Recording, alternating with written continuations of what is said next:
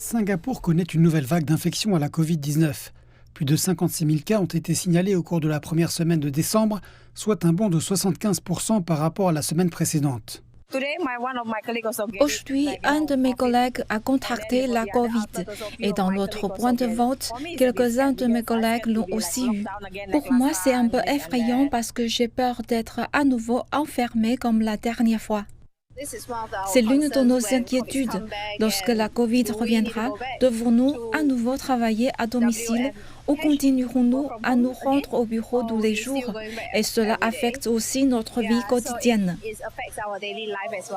Bien qu'un expert en santé avec lequel nous nous sommes entretenus ait déclaré que le nombre de cas ne signifiait pas grand-chose, le suivi de l'augmentation du nombre de cas peut être utile aux autorités pour surveiller l'évolution de l'épidémie.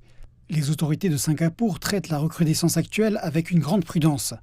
Le ministère singapourien de la Santé encourage vivement les gens à porter des masques dans les lieux très fréquentés, en particulier à l'intérieur ou lorsqu'ils rendent visite à des personnes vulnérables.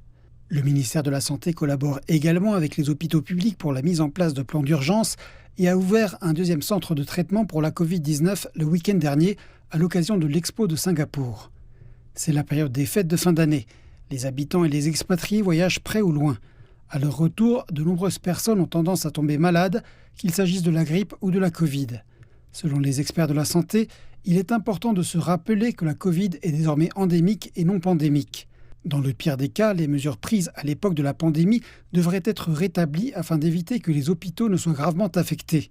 Car si cela devait se produire, le système de santé du pays en pâtirait.